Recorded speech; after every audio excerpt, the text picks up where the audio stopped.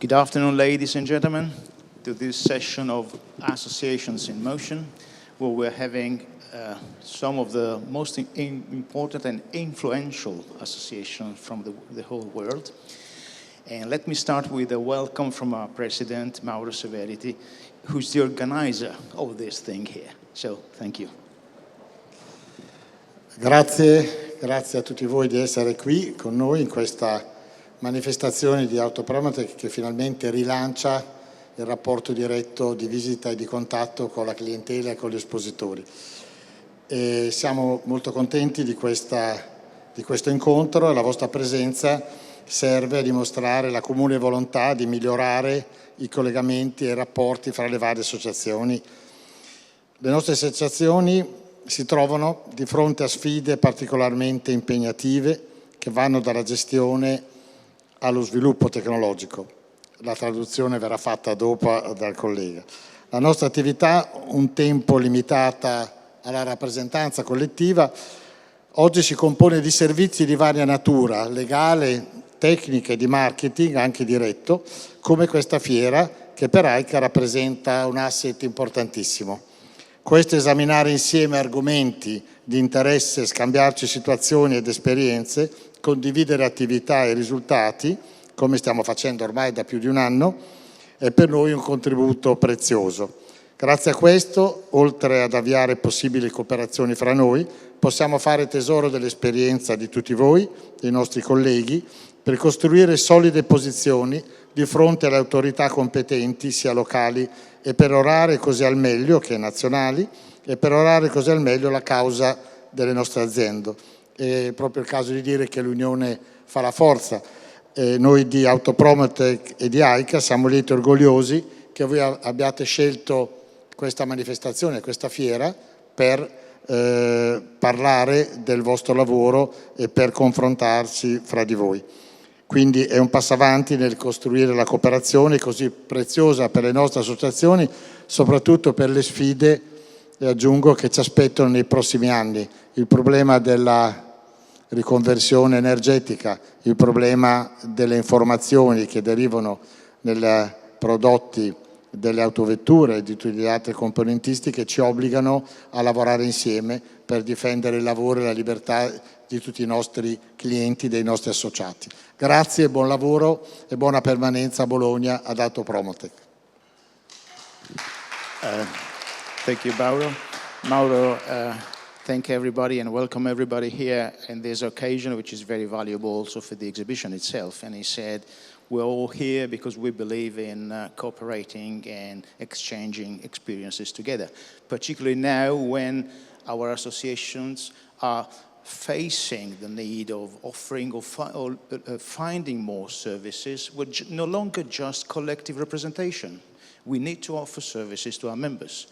And in our case, this exhibition here for us, our association, is a very valuable service for our members. Now, again, we hope to help cooperate and exchange experiences today and in the near future, whenever possible. And we are honored, very much honored, to host you here for the first in-person meeting of Associations in Motion. Thank you very much indeed.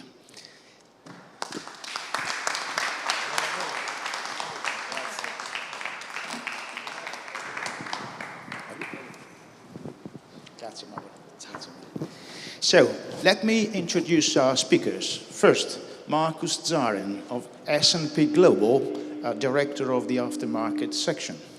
Then, Amit Mukherjee of the Indian Association of Components for Mobility.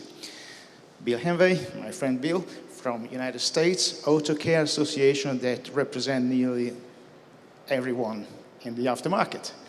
And then from down under, Stuart Charity from Australia, the Australian Association of Automotive Aftermarket. Thank you very much, and let's start. Marcus, will you please enlighten us with your findings from the marketplace? With pleasure. Thank you so much, Massimo. And buongiorno, signore e signori. Good afternoon, ladies and gentlemen. I'm very honored and pleased to, on behalf of S&P Global, to share today some thoughts and data points on the automotive industry in general and how the aftermarket is impacted by those. And with this, let me start the presentation. There we are. So the aftermarket in the 2020s, trends and perspectives. And before we go into these trends, let me just restate a little bit the importance of this industry. And I think there are two aspects that are fundamental. One is the size of this business. You see some of these points listed there, but in general, the overall number of the global automotive aftermarket, there are different numbers out there because it's a diverse, fragmented industry, multi-layers of distribution, production, retail, down to garage level. But all these estimates that you can find, they range between 700 billion to 1,200 billion, $1.2 trillion per year. So think of it that way. If the aftermarket were a country, then its GDP would definitely qualify it to attend a G20 summit each year. So just keep these numbers in mind. And the second point is the purpose of our industry. It's pure sustainability. Right from the beginning, it's about keeping the vehicles that once have been produced, that represent a lot of materials, energy, CO2, it's in the vehicles, and we keep them on the road as long as it's possible, technically and also economically, and that's really a vital function that contributes to sustainability already, and has been doing so for more than 100 years. So that as a starting point, to see, of course, what's going on, since this industry is undergoing dramatic changes. And maybe we can summarize them in these 7 chapters or buckets. Of course, currently we cannot say it's over, but it seems to be under control. We are in a post-COVID environment. Some things have changed forever. Some things, as we just heard, and as we see, as we experience today, thankfully have come back, so we can meet again in person, do business, and have personal exchange. But there are new events that are disrupting us again. We come to that in more detail. The industry itself undergoes a tremendous, almost revolution in terms of transformation, in terms of retail and service. Vehicle ownership is no longer, personal vehicle ownership is maybe no longer the preferred model. The traditional dealer who does buy vehicles from the manufacturer and sell it again on his own account, that's probably going away, and the OEM are becoming more dominant in this, and the dealer is now becoming an agent only. And that has also implications on the number of dealers and their role in service. The technological challenges, you see it in multiple ways: connectivity, autonomous driving, and of course, predominantly electrification. They are now tangible. It's no longer science fiction. And also, again, I mentioned it, the ownership of the vehicle is no longer, personal ownership is no longer a monopoly. There are other ways of accessing vehicles that are coming up, and we monitor them closely. So, post-COVID impact, as S&P Global Mobility, by the way, IHS Markit is now S&P Global Mobility. We have been starting collecting real data on vehicle miles traveled. You see a lot of services out, but we've started last year with a global research looking at transactional data, real transactional data, covering more than 300 million vehicles. in 21 countries, for starters. We'll expand that. And the first finding when comparing 22 to 21 is that almost all regions have recovered. Probably those that were affected most came back strongest. There's only one exception where we can say it's flat or slightly negative. It's Europe, probably due to some habits that still are coming from the pandemic. People have become used to to working from home, for example.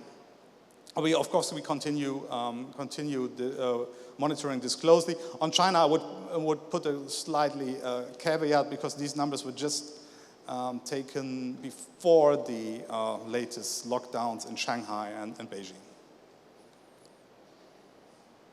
So, some other supply chain disruptions. I will not go into the details of the different causes, semiconductor, wiring harnesses, etc., etc. We see and we predict still very dramatic decreases in vehicle production, new vehicle sales. This all results in increasing vehicle age around the globe, which is great news for the aftermarket industry. But these are numbers, prediction for the midst of the decade. Probably this will slightly fade out, and we cannot depend on this forever. But for the time being, it's good news, and everybody should profit from this.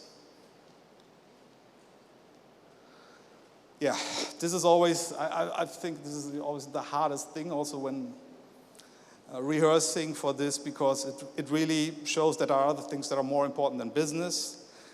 But of course, the war in Ukraine impacts business. You see some figures about the importance of Ukraine, and also, of course, if you think of the sanctions against the aggressor, Russia, also a big market. I mean, we're talking about more than 10% of the greater European vehicles in operation that are not accessible, at least for now.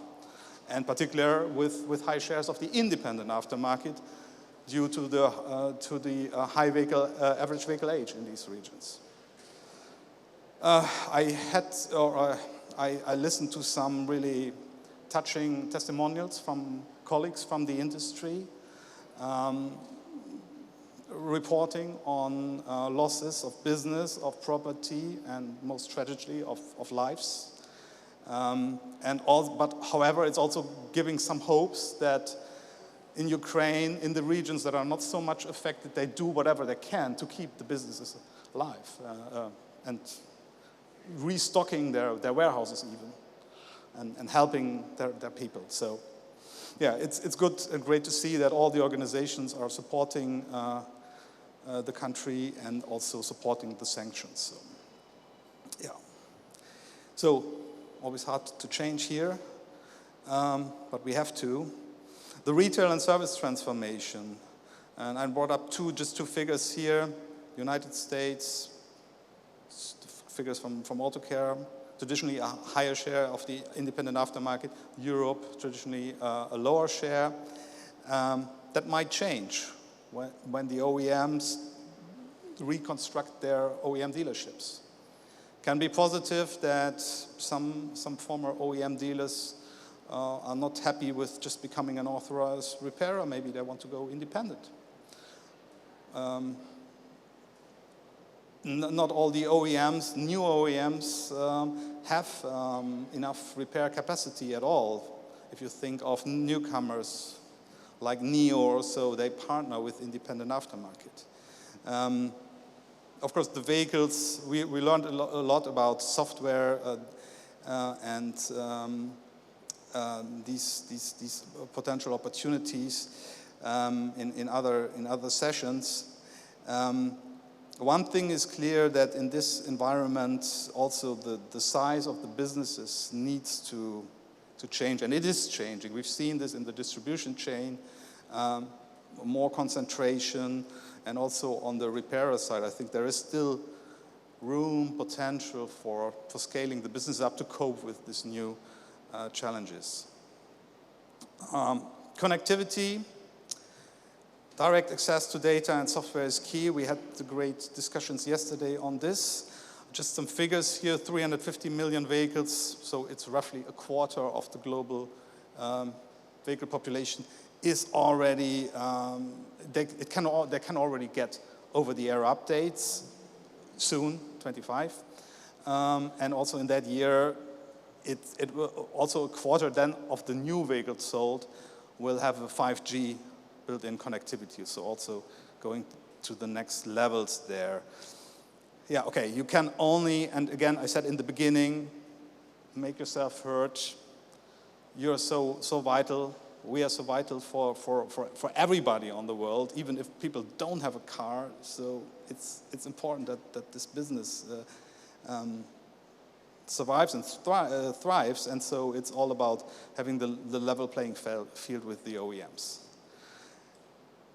Autonomous driving, with a lot of implications also on cybersecurity and also on repair business. If you think of even of the lower levels of autonomy, it is really becoming, or it has already reached high levels in terms of shares, but in all the developed markets, it will be there in the next years. So the majority of the vehicles will have these capabilities, and the industry needs to be prepared.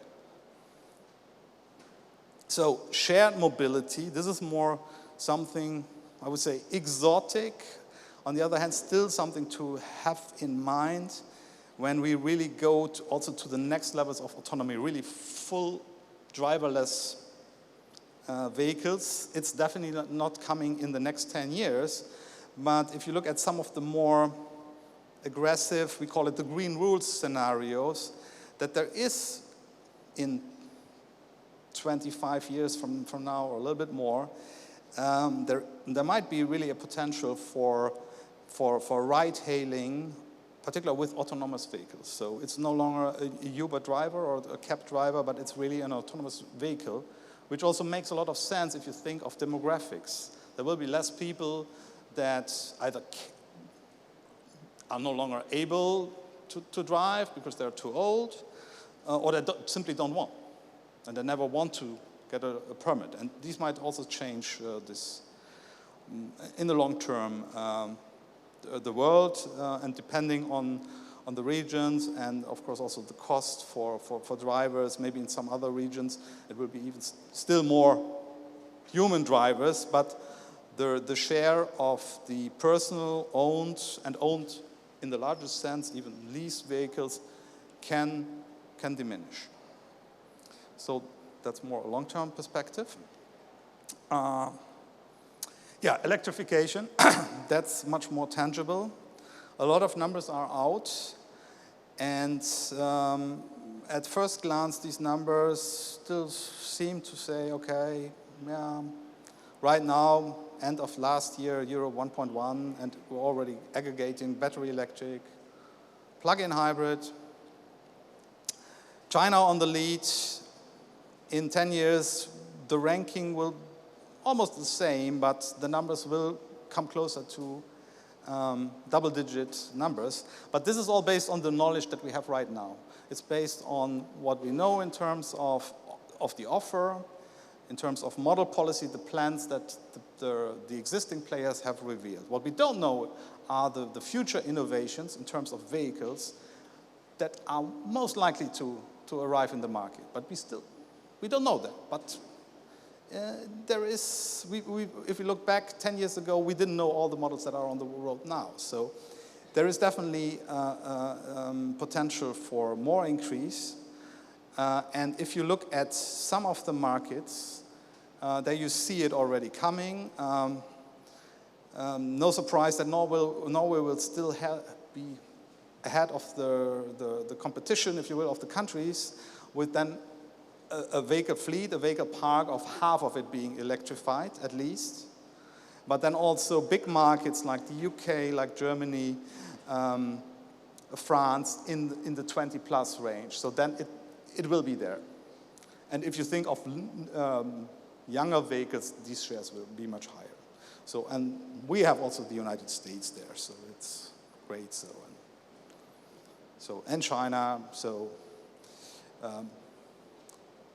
and again, there is the electro-skeptics. It's a little bit, we have climate skeptics and where there are electro-skeptics, but I mean, there was the head of Germany some more than 100 years ago, Kaiser Wilhelm, you know, the guy with the mustache, who said a lot of nonsense, and he was also wrong. He said, the car will be a temporary phenomenon. I believe in the horse. So, yeah.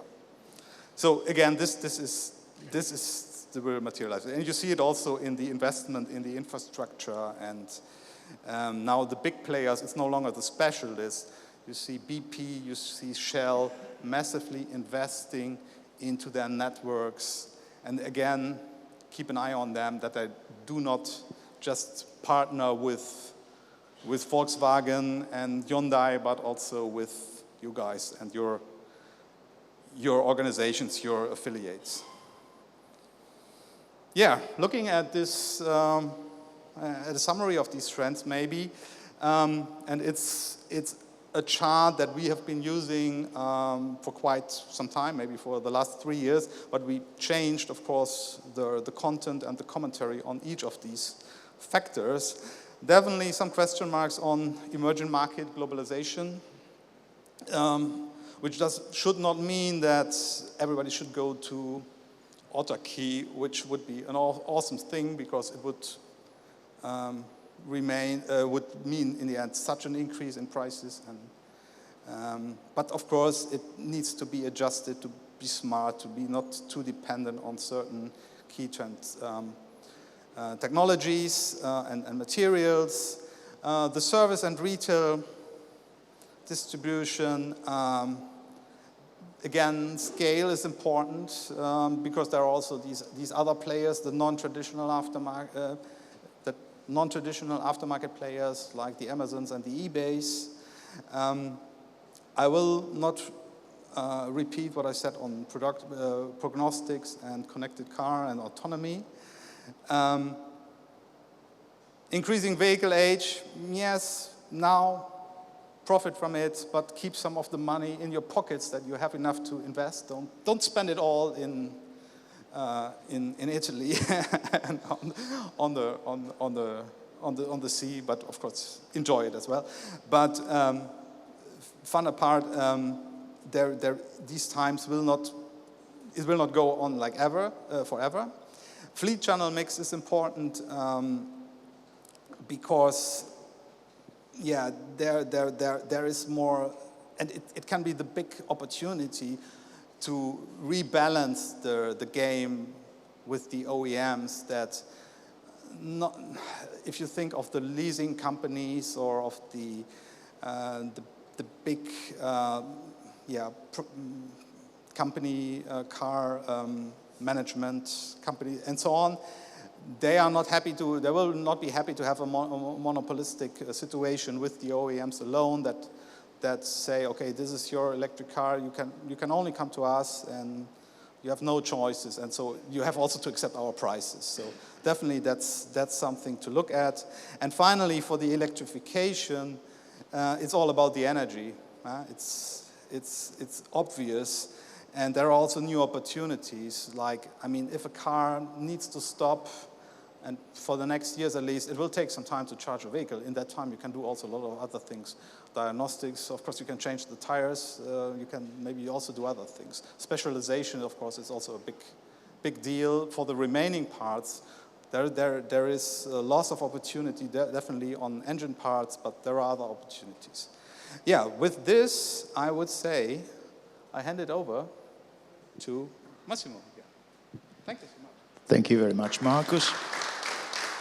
And well, just before to have our conversation and debate on these things, I want to bring forward greetings from one person who was supposed to be here, but he can't join us because he had a health problem. His father had a health problem yesterday evening, so he apologizes and gives him his greetings to all of you. This is Thierry Coton, President of the European Garage Equipment Association. Anyway, okay, gentlemen, That was, first of all, very interesting. Thank you, Marcus. And let me do that. We picked some big points for all of us to discuss about. First is digitalization and consequences like e-commerce. So, gentlemen, what's your take on that? Tell us and develop this thing the way you want. Thank you. You starting, Amit? Yeah. Thank you very much. Hello. Yeah, so first of all, Massimo, thank you very much for inviting ACMA to be part of this session.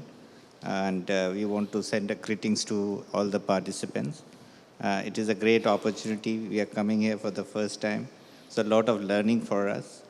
As far as digitalization is concerned, you know, India is one of the success story for last, if you see the 2 decades of engagement. Today, most of the top 500 Fortune 500 companies have set up their engineering centers in India.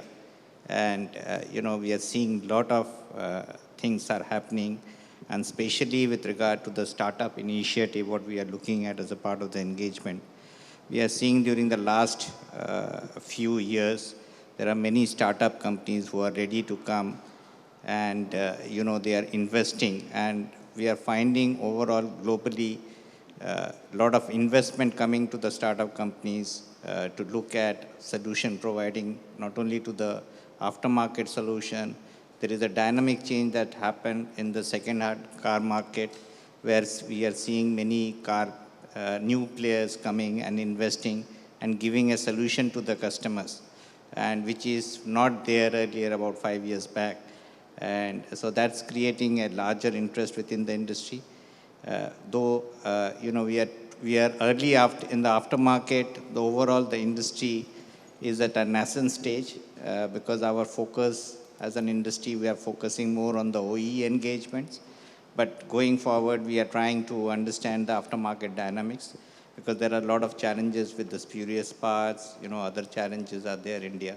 We are trying to address as a part of the engagement. Any other take? Bill, Stuart? I'd be glad to jump in. And buongiorno, everyone. Greetings from the United States. And Massimo, as always, thank you. And Marcus, thank you for your partnership. A wonderful setup for today's conversation. I think that the last 2.5 years have taught us how valuable digitalization is. We saw a tremendous increase in e-commerce over the past 2.5 years. And really, when you think about it, digitalization is nothing more than what we do every day in terms of getting the right part to the right place at the right time. And do we have the sufficient data that is related to a product in order to be able to sell that product? Especially as do-it-yourself customers become more engaged in the process. So what we have done as an association, we started 20 years ago by developing product data standards called ACEs, Automotive Catalog Exchange Standard, and PIEs, Product Information Exchange Standard. So what we have done is standardized the way that products are presented and cataloged and looked up in order for us to be able to be more efficient and ensure that the right part gets to the right place at the right time. And what really has been exciting over the past 2 years is the consumer becoming more engaged in their own car care, at least in the United States. And we have YouTube to thank for that, and we have self-help videos to thank for that, and certainly the time that was afforded during COVID to consumers to be able to say, hey, I'm going to try and change my own oil, and they order the parts online. So it really created a new dynamic in terms of the industry that has been growing, and e-commerce certainly is going to continue to grow, at least in the United States. So you mean that, as I take it properly, digitalization helped the independent aftermarket and the DIYers at the same time, making available a tool for everyone to do the job? Most certainly. Yeah, most certainly. Excellent. Thank you, and thanks for the opportunity to be on this panel.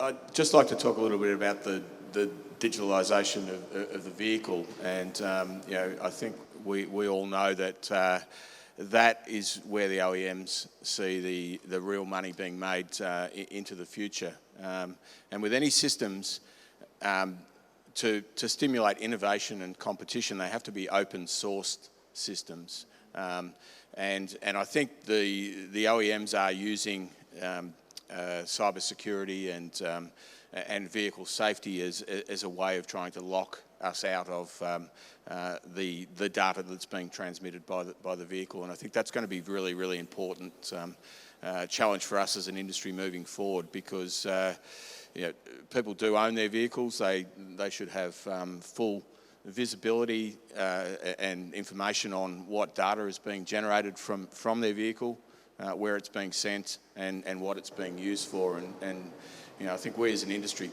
collectively need to make sure that that governments and regulators are aware that this is happening, and consumers need to be offered a choice. And I think if we can win that battle and have these open source systems, then I think innovation will continue, and the consumer will be the real winner out of it. Thank you very much. Okay, let's talk about competitiveness.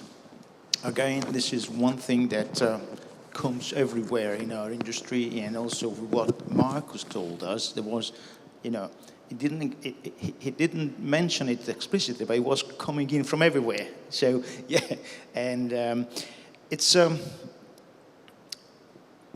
I mean, what is, from our viewpoint, association viewpoint, what can we doing? What can we do, or are we doing, to promote competitiveness in terms of our activity as associations? Anyone? Thank you. You know, just to share a perspective on India, is that, as you know, aftermarket understanding is very, very limited today, and we are trying to learn as a part of the engagement. What we thought one of the major challenge would come is the skilling, and skilling would be a minimum, because you know, most of the services or garages and all that, awareness level or the education level is very, very less. So you know, there are more than 100,000 you will find service station garages in India, and most of them are unorganized sector. So addressing that as a part of the challenge is one of the important area. And what we have done is that we have, with the support from the government and the vehicle manufacturers and the dealer association, we have formed an automotive skill development council, whose role would be training and bringing the things at the next level of capability of the industry in building the capability, because that we feel one of the priority area. And we already sought support from all our global partners to help us in, you know, developing some of the program which will faster achieve the effectiveness of the programs. Thank you. Amit, any other? Well, Marcus, I think that your slide that showed that 70% of the repairs in the United States are made within our marketplace. And I think that that's very indicative of how we view competition in the United States, especially against the dealership. So in the United States, on average, our industry is about 36% less expensive than the dealership. But what we don't really take into account is the creativity of our industry in terms of our manufacturers offering product categories that are in many ways better than what was put on the vehicle to start with. Repair solutions rather than just parts. And you know, our industry created you know, the timing kit that included a belt, it included a water pump, it included an OAP. And we really look at ways to make the job easier, ways to make the job more efficient, and promoting products that, as I said, in many cases are re-engineered to be better than the original equipment parts. So that's something that our industry really thrives on in terms of competition. And certainly we compete with one another. And as Stuart mentioned, you know, we have to be we have to be able to have access to the data that's so critical in order for our industry to continue to compete. So competition's good for everybody, especially for the 4.7 million men and women that work in our industry in the United States. So bring it on. That's great. More or less the same in Europe, Bill. 3.5, something like that, yeah. Stuart, please. Yes, I'd like to really reiterate what both Bill and Amit have said. In Australia, our independent aftermarket has about 65% market share, dealerships 35%.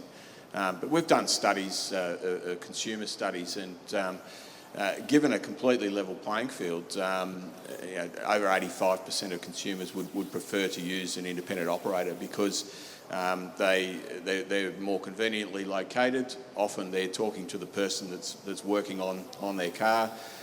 They get a forward notice about if the tyres need doing the next time round and so on. That really personalised service. There's cost advantages and so on. So I think, and the reason that in Australia that many people go to dealerships is because they think that they need to maintain the warranty on the vehicle and so on. So that it's a sort of grudge purchase to go to a dealership. But so I think we've got that natural advantage. The challenges we have is obviously making sure that we can compete without one hand tied behind our back, and having access to information is really important.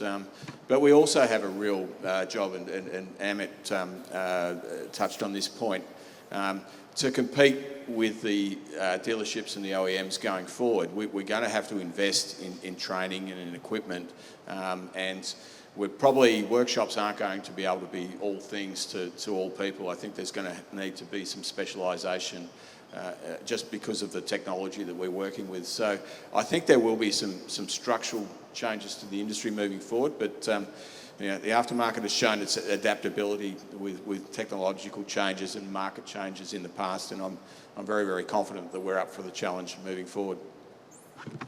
Excellent. Thank you very much indeed. Well, we saw a lot of technological development, Marcus, and as always, technological development means risk, but means also opportunities. So what's your take on that, gentlemen? What you think about technological development for the aftermarket industry? Bill? Yeah, certainly. Well, I think just look at the fairgrounds and look what the exhibitors that are here. Look at the amount of ADAS exhibitors that are here. Look at the amount of new technology that is here. It's fascinating for me to see how technology has always been a part of our industry. And I was around when we made the transition from a crank start to an electric battery. Just kidding. But our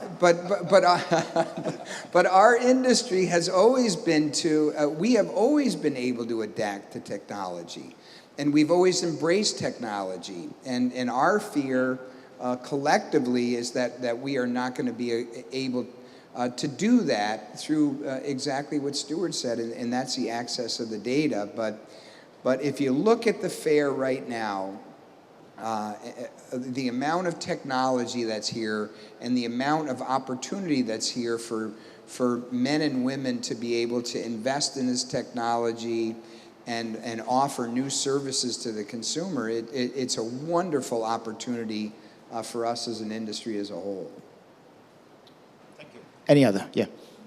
Yes, so I think technology is a double-edged sword, and I don't think I need to tell people in this room that we've faced and are facing a tsunami of new technology coming our way, and I agree that we're up for the challenge. Although the problem that we have as an industry is that the increasing complexity of vehicles shifts the power imbalance into the favour of the vehicle manufacturers, because they can create technical lockouts. So we talked yesterday about things like gateways and about coding parts into vehicles. The issue there is that the vehicle manufacturer needs to be involved in that process. Even pass-through it's passing through their systems, and it's linked to the vehicle identification number. So there's really no way around that, and that means that the vehicle manufacturer can pick and choose who works on that vehicle. That's not good for competition, and the only way that can be addressed is through regulation and through legislation to create open access. Similarly with connected vehicles, telematics, and Marcus, your statistics that a quarter of the global vehicle fleet, so 350 million vehicles by 2025, will be enabled with that technology. And again, that gives vehicle manufacturers the power to talk directly to the car owner through the car itself, through the dashboard, and to cut out the aftermarket unless we get that even access. And then there's cyber security, and they're using that as a way of telling regulators that you can't trust the aftermarket. You can only trust the vehicle manufacturers. And then when you move into autonomous vehicles, that's the next challenge. And again, we're already getting one of our national regulators was looking at autonomous vehicles, and their initial recommendation was that those vehicles cannot have non-genuine parts fitted to them, and they cannot be serviced outside of the dealership network. Now, we've been able to set them straight on that, but they're the risks that we have if we leave the OEMs to control the dialogue, I think. As we heard yesterday from Frank Boujon of EGEA, he said the dashboard is a money printing machine of today. That's right. And everybody's trying to put his hand on it.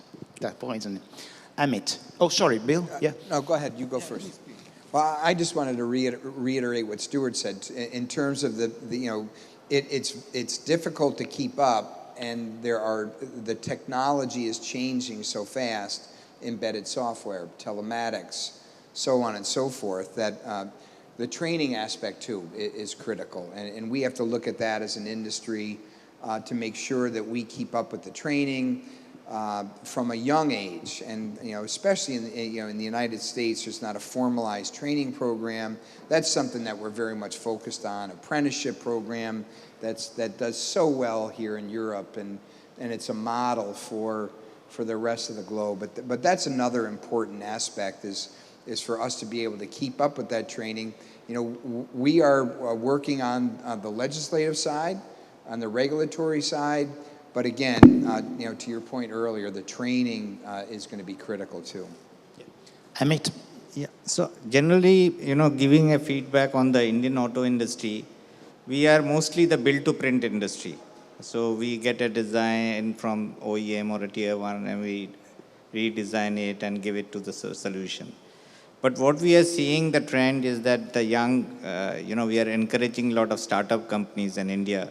And ACMA, as a part of the engagement, we are bringing more and more startup companies.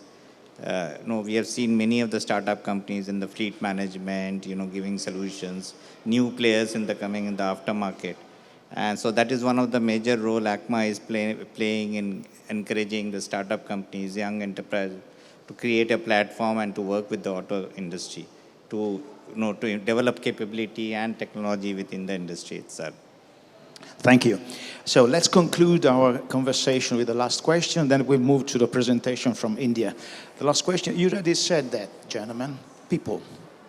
Our businesses are struggling finding engineers. And they need it badly, and they need trained people, you said. So what are associations able to do to help the industry in that? I'm happy to start off on that. So we've talked, I think there's two main challenges here. One is to upskill existing technicians on the new technology, because most of them, when they did their original training, wouldn't have been working on this technology. So I think there's opportunities, because let's use the fact that we work in a global industry as an opportunity, because whether we're in Australia or the US or India or Europe, it's the same vehicles, it's the same vehicle technology. So rather than us all separately trying to deliver training programs, which can be done online and by video and other things, I think there is an opportunity to work collaboratively as a global community to educate and upskill our technicians. I think the second thing, and again, it doesn't matter where you travel in the world, the issues are the same. And one of the big issues I think we have as an industry is being able to attract and retain talent into the industry. So in Australia, we have a shortage of technicians of 30,000, which, to put it into perspective, that's one technician for every single workshop in Australia that we're short at the moment. And the issue's only getting worse. And we're no longer an industry of choice for young school leavers. They have a negative perception about what a career in our industry is all about. It's low paid, it's dirty work and so on. Whereas if you look at the future, we need people that are great with technology. We need people that are good problem solvers for diagnostics and so on. So we need to attract a different calibre of people into our industry. And again, I think we can work collectively as an industry on how best to do that. And we've just undertaken a major study in Australia surveying 600 apprentices about why they chose the industry, what the barriers are and so on, so that we can improve their experience and lobby government to make changes to the system, the training system. And we'd be happy to share that with other associations. Any other? Yeah, I really can only emphasize this, and what I had also heard in several discussions, and why I think this combination of international associations could also work, is the international cooperation on this educational program.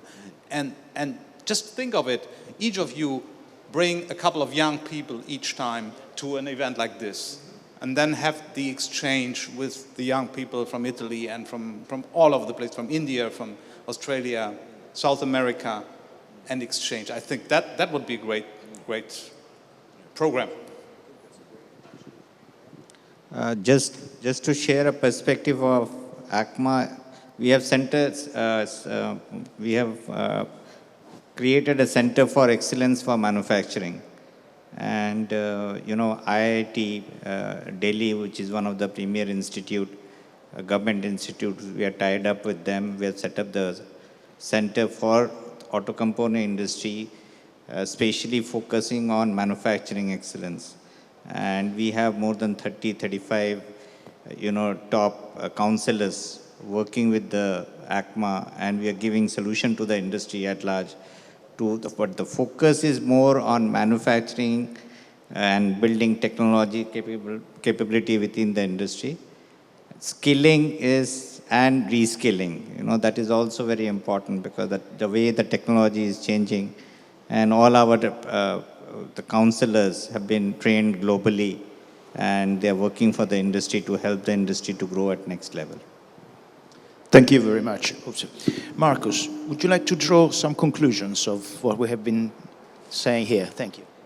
Yes, of course. And first of all, thanks for, again, having me here and listening to this very interesting conversation. So with this, where are we here on the presentation? I don't know. Yeah, I mean, my conclusions are, it's all about re-emphasizing the sustainable nature of the business, particularly in a time when other industries want to come to that level, having an independent repair business. Think about mobile devices, think about household appliances and these kind of things. They sometimes or often refer to the independent aftermarket. So this also needs to go in the minds of the legislators, of politicians, whatever, everybody who's involved, in the end also the public, that yes, of course, these other industries should have this right, but they should not forget the existing ones and have also the specific industry regulations that are needed. And the second point here, and I just need to close this, yeah, the transition to zero-emission mobility, it's a key role, and maybe also there is a lot of talk about the competition between OEM, but on the other hand, the OEM alone, for these last 120 years, they would never have coped with all the repair, and they had never shown this interest, or at least for a long time, to be this. So I think in the end, there can be a new kind of symbiosis.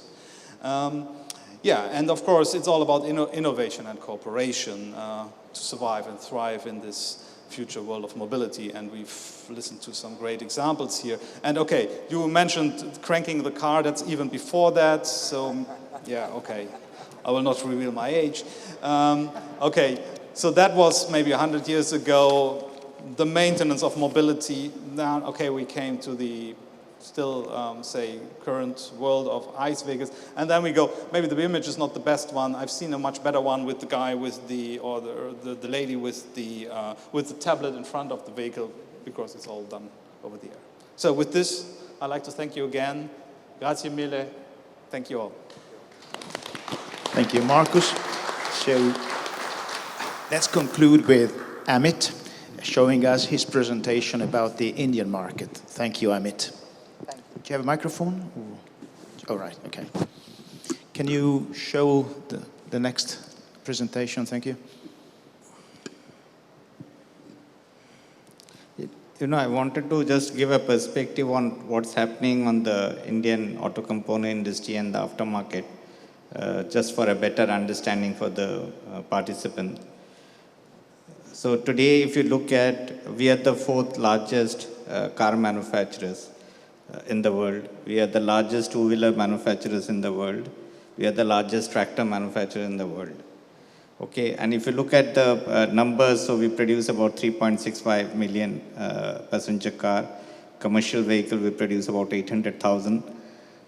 Two and three wheelers, 1.87 million, you know, so that's the thing. And of course, the tractor is also, we produce about 800,000 tractors. And today, if you look at the turnover of the industry is about $45 billion. The domestic aftermarket is 8.7 billion. And exports is $13.3 billion. So just to share the perspective, 80% of the exports are happening to global OEM and tier 1 companies. And 20% of the exports is only to the aftermarket industry. And thanks to the international purchasing offices, so in India, there are 40 international purchasing offices in India who have set up their footprint in India to look at global sourcing. And thanks, Bill, for help and support. We are seeing companies like Amazon, you know, Doorman.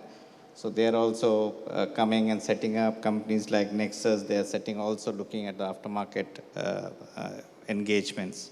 So we also do a lot of imports. So $13 billion import is there. So going forward, we expect by 2025, the auto component industry will turn over about $60 to $65 billion. And aftermarket will double in next 3 to 4 years.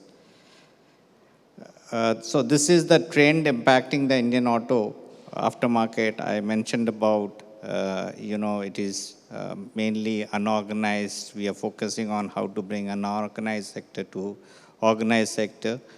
And so there is a huge dependency, of course, I mentioned in my earlier comment. So 100,000 unorganized garage across various automotive segments. So we are trying to create partnership within them, all the stakeholders together, with the support from the vehicle industry and the dealer association to make it happen. You know, OEM innovation, it would be more focused to build and trust. So that is one of the areas that we are trying to help and support. And we are seeking help from the international partners here, sitting together, you know, to look at the next level of engagement. So just to give you some numbers, sharing some numbers, so there are 35 million cars out there. So 50%, if you look at last 3 years, the pre-owned car market has gone up by 50%. So that's because of the new startups who are coming and investing in this area. Of course, there is a potential collaboration for vehicle connectivity market, health and wellness, contactless service, mobile-based service, and telematics value chain. All the speakers have already touched upon.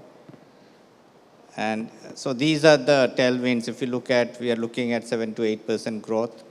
Domestic demand continues. Today, we were expecting about 12% growth in the vehicle industry. However, we could not meet it because there is a challenge with regard to chip availability. Infrastructure, government is putting a special thrust. Government is building 30 kilometers per day. New infrastructure has been created. So it is a huge opportunity going forward.